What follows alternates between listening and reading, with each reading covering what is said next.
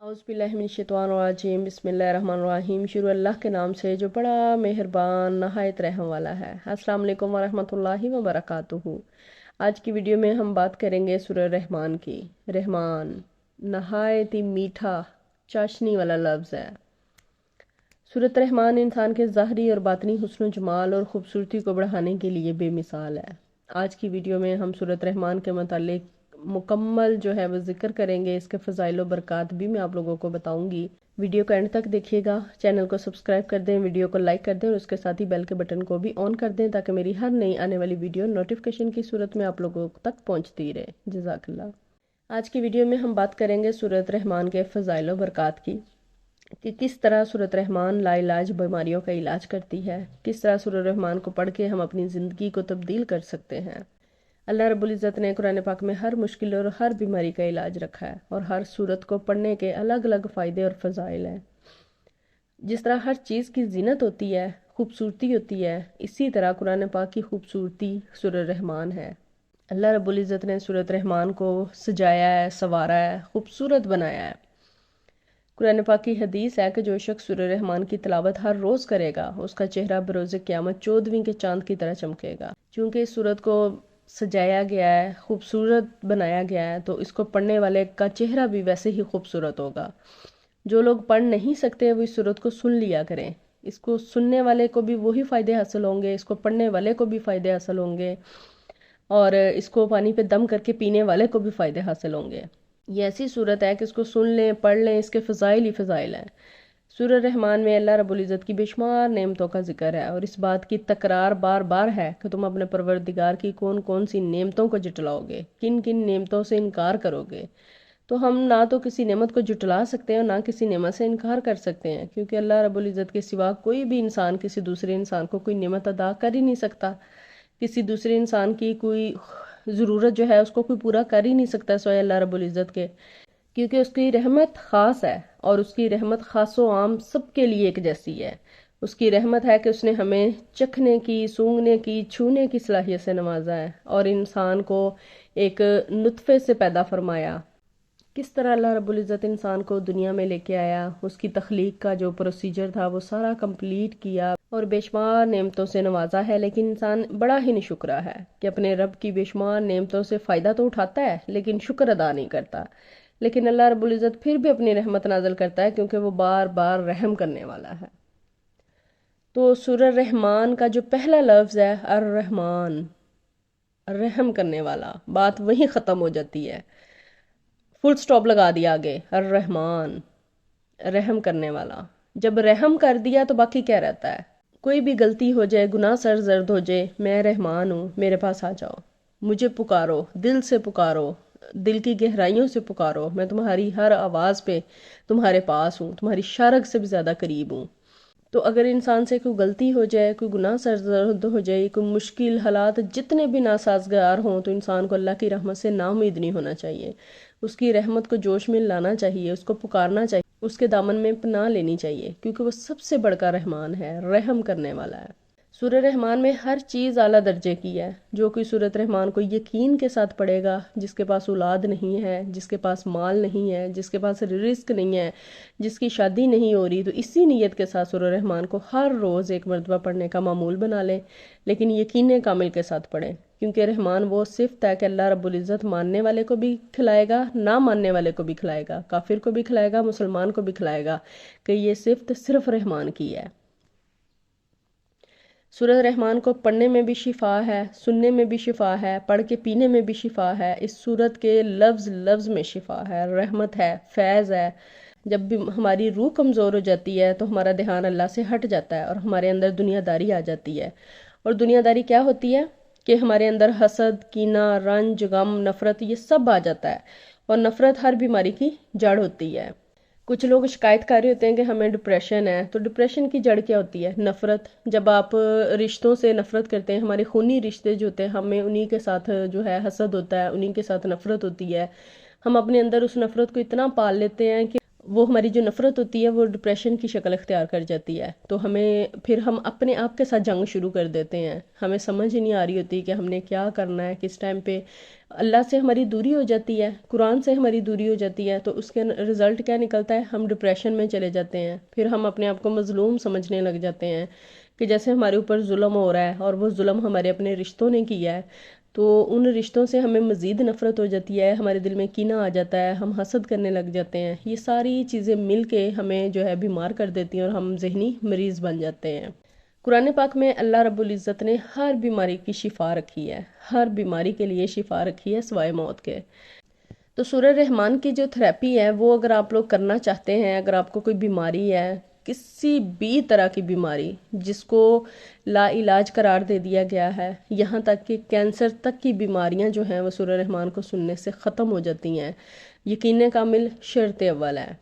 اللہ تعالیٰ نے ہمیں اتنا ہر مشکل کا جو حل ہے ہمارے ہاتھوں میں دیا ہے کہ ہم صرف قرآن پاک کھولیں، اس کو پڑھیں تو ہماری ہر مشکل حل ہو جاتی ہے، لیکن ہم کھولتے ہی نہیں ہیں۔ ہمیں ایسے لگتا ہے کہ ہمارا جو مسئلہ ہے نا وہ ڈاکٹر ہی حل کر سکتے ہیں، اور وہ ڈاکٹر بھی وہ جو سب سے مہنگا ہو، جو ہم سے اتنی زیادہ فیس لے، تو ہمارا ڈاکٹر تو ہمارا رب ہے جس نے قرآن پاک میں ہمیں ہر بیماری کا جو ہے علاج بتا دیا، لیکن ہم قرآن پاک کو کھولنا جو ہے گوارا نہیں کرتے، دور دور ڈاکٹروں کے پاس ہم جا کے زیادہ زیادہ پیسے دے کے اپنا علاج کروانا جو ہے وہ پسند کرتے ہیں، اس سے ہمارا دل مطمئن ہو جاتا ہے نا کہ ہمیں آرام آ جائے گا۔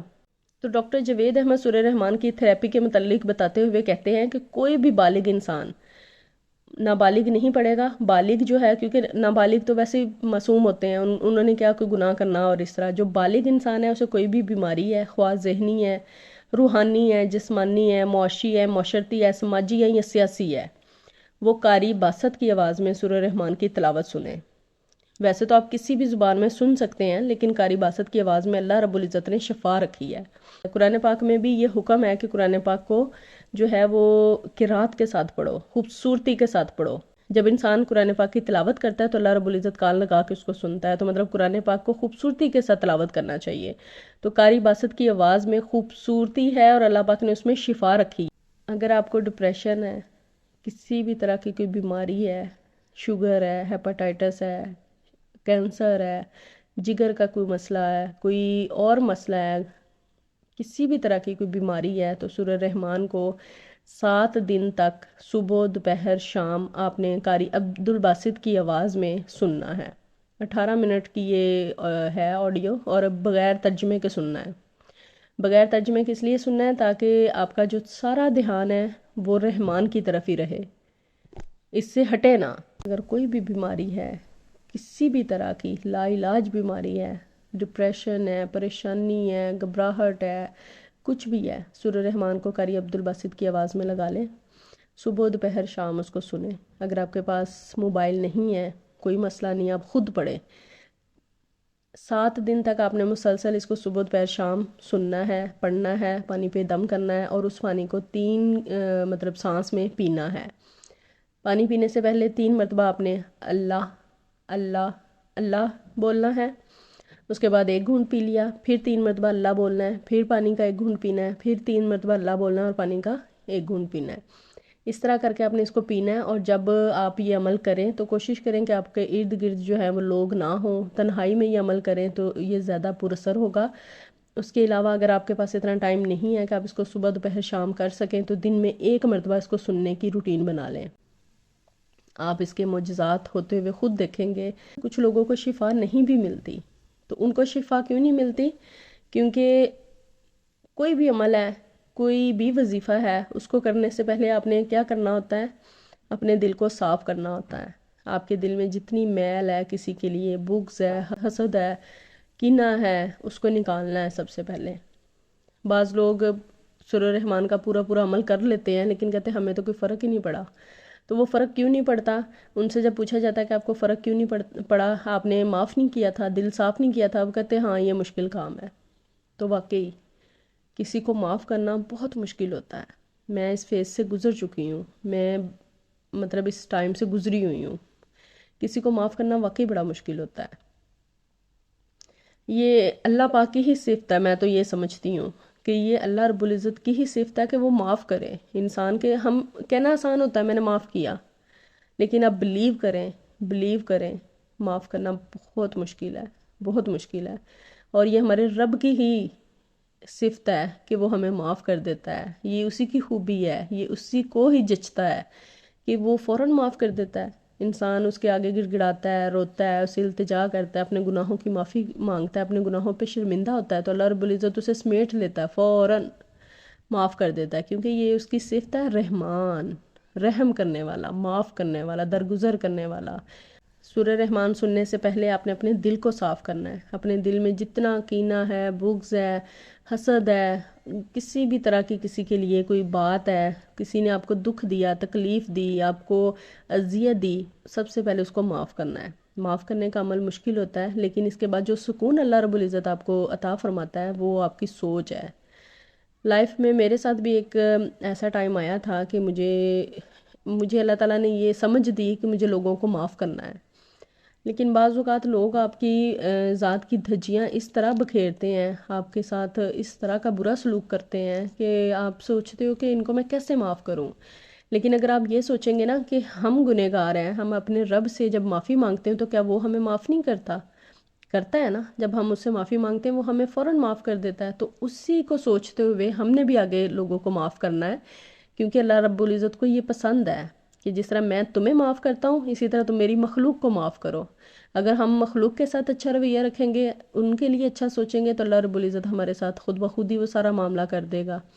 تو سب سے پہلے اپنے دل کو صاف کریں، دل کو بالکل جب صاف کر لیا اس کے بعد سورہ رحمان کی یہ والی تھراپی جو ہے یہ آپ نے کرنی ہے، تو انشاءاللہ 7 دن کے اندر اندر آپ کو اس کے رزلٹس ملیں گے، اور آپ نے اس کو مسلسل نہیں سننا، جیسے 7 دن آپ نے سن لیا، 1-2 دن کا گیپ دے لیں بیچ میں، اور پھر دوبارہ سے 7 دن کا عمل جو ہے وہ آپ کریں گے۔ کوشش کریں کہ آنکھیں بند کر کے اور فیل کریں اللہ رب العزت کی جو خوبیاں سورہ رحمان میں بیان کی گئی ہیں، اور بار بار یہ جتلایا گیا ہے کہ تم اپنے رب کی کون کون سی نعمتوں کو جتلاؤ گے۔ اس میں اللہ تعالیٰ کی بے شمار نعمتوں کا ذکر ہے کہ کس طرح اس نے دنیا بنائی، ساری دنیا کی نعمتیں بنائی ہمارے لیے، لیکن پھر بھی انسان جو ہے وہ بڑا ہی ناشکرا ہے۔ جب آپ کو 7 دن کے بعد اس کے رزلٹس ملنا سٹارٹ ہو جائیں گے تو پھر آپ اس کو آگے جو ہے وہ صدقہ جاریہ کی نیت سے شیئر کرتے رہیے گا، تاکہ اور لوگوں کا بھی بھلا ہو، کہ اس کے جو فضائل تھے، اس کی جو برکتیں تھیں، ان کو سنتے ہوئے میرے رونگٹے کھڑے ہو رہے تھے اور میری آنکھوں سے آنسو جاری ہو گئے کہ اللہ رب العزت ہمارے ساتھ اتنا رحمان ہے، لیکن ہمیں اس کا نالج ہی نہیں ہوتا، ہمیں شعور ہی نہیں ہے کہ اللہ رب العزت ہماری شارک سے زیادہ قریب ہے۔ اور کس لیے مثال دی گئی کہ اللہ رب العزت 70 ماؤں سے زیادہ محبت کرتا ہے؟ کیونکہ ماں جو ہے وہ دنیا میں اللہ پاک نے ایک ایسا رشتہ بنایا ہے کہ اس میں کوئی بناوٹ نہیں ہے، یہ بالکل خالص رشتہ ہے، ماں کا رشتہ، اس میں کوئی غرض نہیں ہے، اس میں کسی بھی طرح کی کوئی ملاوٹ نہیں ہے۔ ماں کا اور بچے کا جو رشتہ ہے وہ بالکل بے لوث ہوتا ہے۔ تو اللہ رب العزت تم سے 70 ماؤں سے زیادہ محبت کرنے والا ہے۔ ایک ماں کی محبت جو ہے نا وہی ہم سے سمیٹی نہیں جاتی، ماں اپنے بچے سے اتنی محبت کرتی ہے، اس میں کوئی غرض نہیں ہوتی، کوئی بے لوث محبت ہوتی ہے۔ تو اللہ رب العزت 70 ماؤں سے زیادہ محبت کرتا ہے، تو کیا وہ انسان کو جب اس کو پکارے گا، دل سے پکارے گا، تو وہ اس کی سنے گا نہیں؟ بالکل سنے گا۔ ہمیں صرف پکارنے کا طریقہ آنا چاہیے، سلیقہ آنا چاہیے کہ ہم نے اپنے رب کو کس طرح پکارنا ہے۔ تو اس ویڈیو کو لائک ضرور کریں، زیادہ سے زیادہ شیئر کریں، تاکہ زیادہ سے زیادہ لوگوں کو شفا یابی مل سکے، زیادہ سے زیادہ لوگوں کو پتہ چل سکے کہ قرآن پاک میں ہمارے پاس اتنی خوبصورت صورت موجود ہے جس سے ہم شفا لے سکتے ہیں۔ اللہ تعالی ہم سب کے لیے خیر و برکت والا معاملہ فرمائے، ہم سب کو شفاء کاملہ عاجلہ عطا فرمائے۔ اللہ رب العزت بے روزگاروں کو رزق عطا فرمائے، بے اولادوں کو نیک صالح اولاد عطا فرمائے، جو اولاد نورینہ کے خواہش مند اللہ پاک انہیں صالح بیٹے عطا فرمائے۔ اللہ تعالی ہم سب کو نیک بنائے، نماز پنجگانہ پڑھنے کی، قرآن پاک پڑھنے کی اور اس پہ عمل کرنے کی توفیق عطا فرمائے۔ آمین ثم آمین یا رب العالمین۔ دعاؤں میں یاد رکھیے گا، اپنا ڈھیر سارا خیال رکھیے گا۔ اللہ حافظ۔